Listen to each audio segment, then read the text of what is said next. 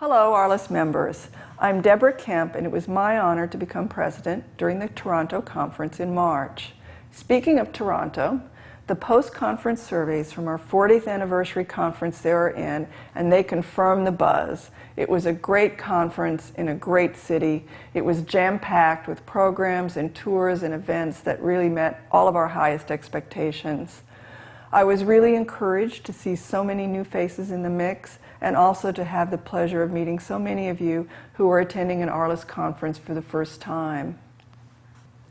Now a West Coast team is off and running to plan next year's conference in Pasadena. It's exactly a year away, so it's certainly not too early to begin talking about the conference now, which I'll do right now.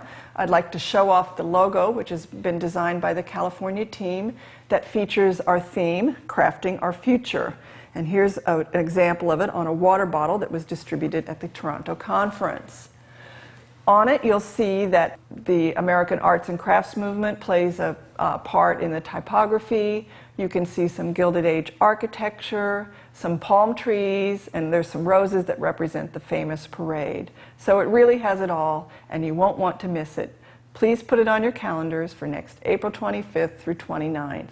By the way, the bottle and other nifty logoed merchandise will be for sale later this year on the Arliss website, and you'll soon be able to have your very own Pasadena fashion accessory. Rest assured that we'll be giving you lots of news about the conference as the programming shapes up throughout the year. Although the annual conference is a key event for bringing members together on a regular basis, programs and services to all of our members are ongoing throughout the year. The board is paying a lot of attention these days to strengthening communication among the membership. We intend to leverage inexpensive and free communication tools that are available in the market so that members of Arliss NA may more fully engage and connect with each other. We are making progress on this front with plans in formation for offering virtual conferences, more webinars, and meeting software for use by our committees and other groups. The virtual mentoring program, recently announced on Arliss-L by Rachel Resnick and her subcommittee, is off to a great start. Rachel tells me that there were 24 applicants on the first day alone. I urge all of you to participate in this new program that will be so important to the future of our profession. Another bit of exciting news is the appearance of the inaugural issue of Art Documentation under the new publishing arrangement with the University of Chicago. The print copies should be arriving on your desk within the next 2 weeks. Here's a preview of the cover of the spring issue. Each cover will be distinctive but eminently recognizable as Art Doc. Its new e-journal format, supported by JSTOR and Portico, will be welcomed by many and ensures long-term preservation of our scholarly publishing record. A newly formed editorial board, together with our longstanding editor Judy Dike, will guide this leading journal into a broader dissemination of current issues and trends. The first royalty check was received with delight last week. Royalties will provide a welcome new stream of income to Arliss NA.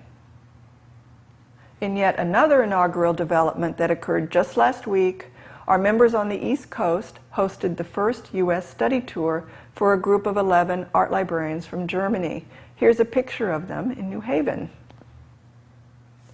While the International Relations Committee has organized 4 study tours abroad for our own members, this was the first time that we hosted a group coming over here.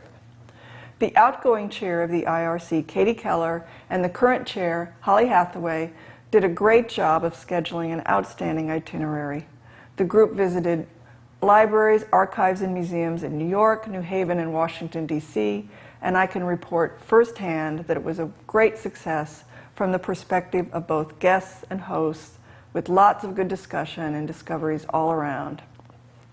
The Arliss New York and the DC, Maryland, and Virginia chapters, together with local institutions and local members, provided wonderful hospitality throughout the visit.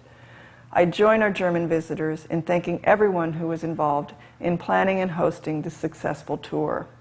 On several occasions, members have asked me what the platform of my presidency will be, or if I have a theme or special goals in mind. While thankfully no campaigning was required for my role, there are areas, aside from the ongoing stewardship roles of leading a board, where I would like to make notable progress. So if I were to choose one goal, I would say it is to help make ARLIS NA a more outward-facing organization. Fortunately, this aligns with the recently released strategic plan. Words like outside, outreach, beyond, frontiers, reaching out, expand, and collaborate flow like a current through the document. And while we all value the special bonds facilitated by membership in a society that brings together colleagues with similar backgrounds, interests, and professional situations, we must acknowledge and respond to forces that are changing perceptions and realities of libraries and librarianship in a larger realm.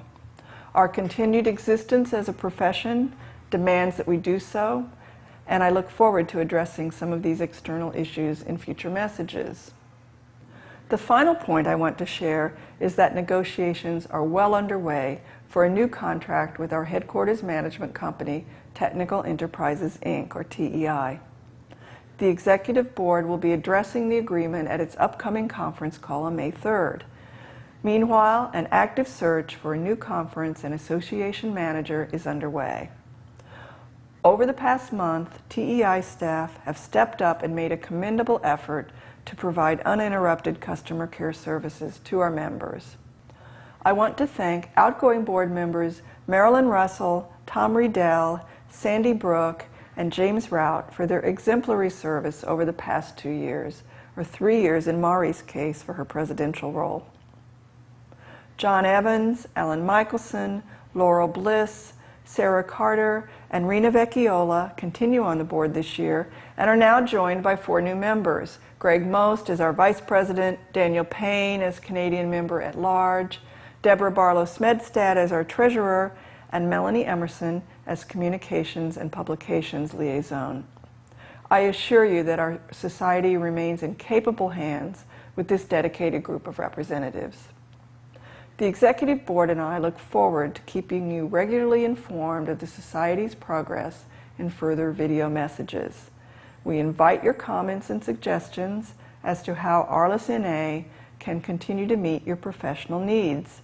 You can find our smiling faces along with our email addresses on the ARLIS NA website.